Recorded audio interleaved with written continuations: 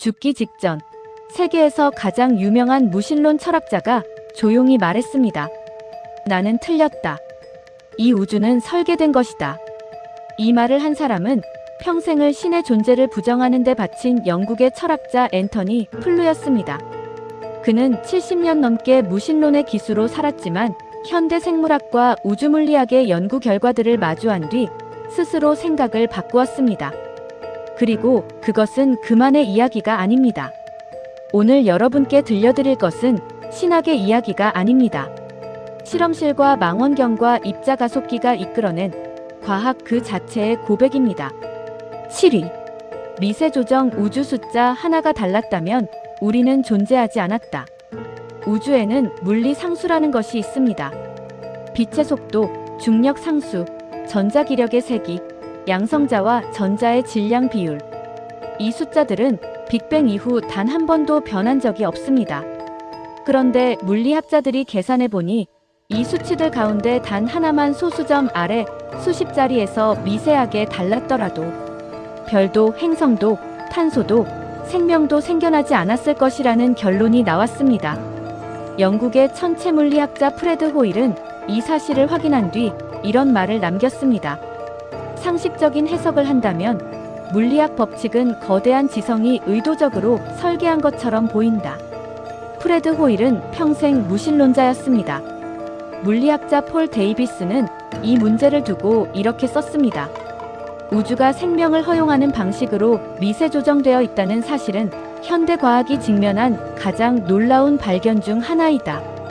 우연히 이 숫자들이 이렇게 맞아떨어질 확률. 과학자들은 그 확률을 계산했고 계산 결과 앞에서 오래 침묵했습니다.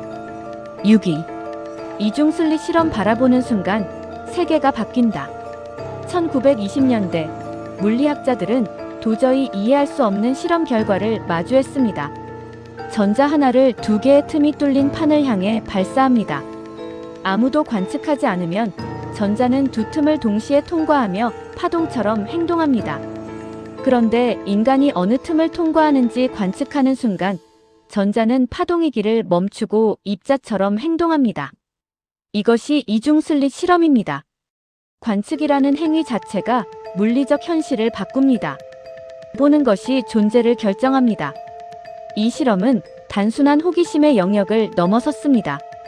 닐스 보어는 말했습니다. 양자역학을 처음 접하고도 충격받지 않은 사람은 제대로 이해하지 못한 것이다.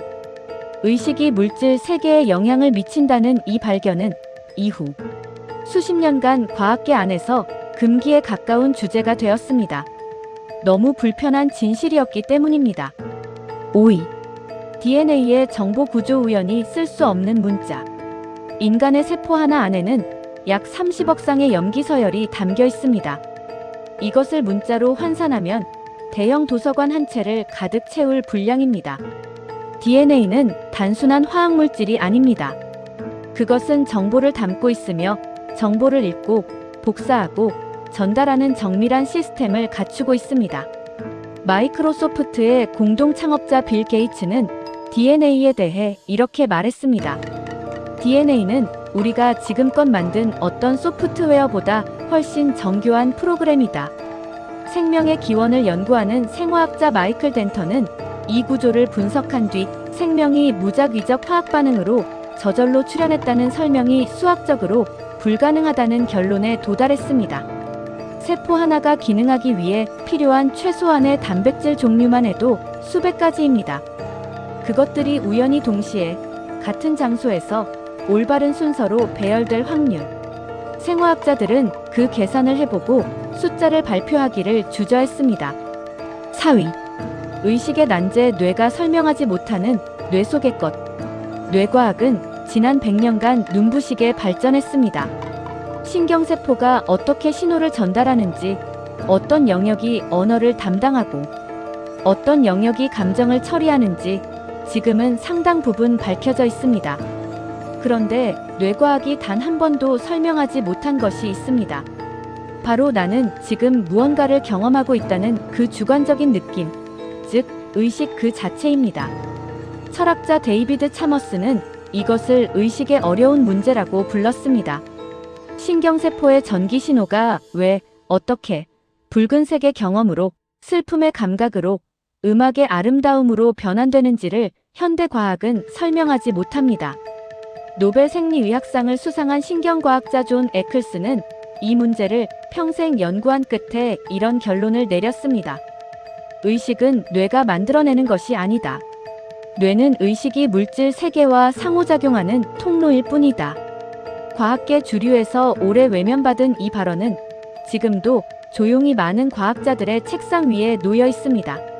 3위. 빅뱅 이전의 침묵과학이 멈추는 그 지점. 빅뱅 이론은 현대 우주론의 근간입니다. 약 138억 년 전 상상할 수 없이 작고 뜨겁고 밀도 높은 한 점에서 우주가 팽창하기 시작했다는 이론. 지금은 거의 정설로 받아들여지고 있습니다. 그런데 과학자들이 오래 답하지 못한 질문이 있습니다. 빅뱅 이전에는 무엇이 있었습니까? 물리학의 법칙은 빅뱅의 순간, 즉 시간과 공간이 생겨나는 바로 그 지점에서 작동을 멈춥니다. 시간이 없으면 원인도 없고 원인이 없으면 과학적 설명도 없습니다. 빅뱅 이론을 처음 제안한 사람은 벨기에의 물리학자이자 가톨릭 사제였던 조르주 르메트르였습니다. 아이러니하게도 과학계가 수십 년 동안 종교적 편향이 있다며 그의 이론을 외면했습니다. 하지만 결국 관측 증거들이 르메트르의 손을 들어주었습니다. 우주에는 시작이 있었습니다. 그리고 과학은 그 시작 너머를 들여다볼 도구를 아직 갖고 있지 않습니다. 2위. 임사체험의 기록, 뇌가 멈춘 뒤에도 계속된 의식. 1991년 8월 미국 애틀랜타의 외과 의사 마이클 세이봄의 연구팀은 한 가지 놀라운 사례를 기록했습니다.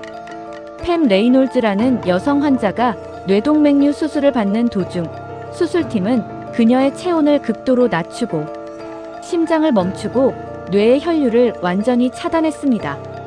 뇌파는 평탄선을 그었습니다. 의학적으로 그녀의 뇌는 완전히 활동을 멈춘 상태였습니다. 그런데 그녀는 수술 후 깨어나 수술실의 장면들을 구체적으로 묘사했습니다. 의사들이 사용한 특수뼈 절단기의 생김새, 집도의가 했던 말, 수술실 한쪽 구석의 기구 배치. 뇌가 작동하지 않는 상태에서는 어떤 방식으로도 인식할 수 없는 정보들이었습니다. 네덜란드의 심장 전문의 핀반 롬멜은 심정지 이후 소생한 환자 344명을 10년에 걸쳐 추적 연구했고 2001년 세계 최고 권위의 의학 저널 중 하나인 란셋 더 랜셋에 그 결과를 발표했습니다. 연구는 의식이 뇌의 기능에 완전히 의존하지 않을 수 있음을 시사하는 사례들이 통계적으로 유의미하게 존재함을 보여주었습니다. 핀반 롬멜은 이 연구 결과가 발표된 후 많은 동료들로부터 외면받았다고 회고했습니다. 그러나 그는 데이터를 부정하지 않았습니다. 1위. 앤터니 플루의 고백. 20세기 최고의 무신론자가 마지막에 한 말.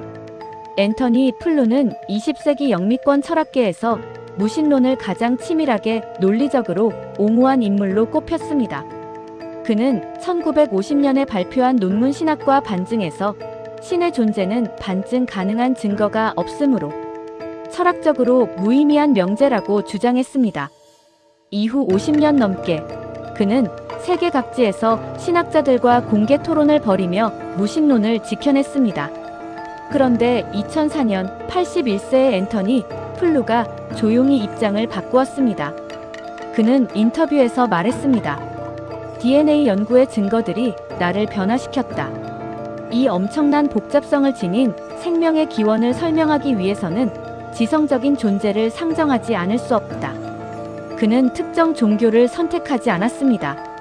다만 우주와 생명의 설계 배후에 지성이 있다고 인정했습니다.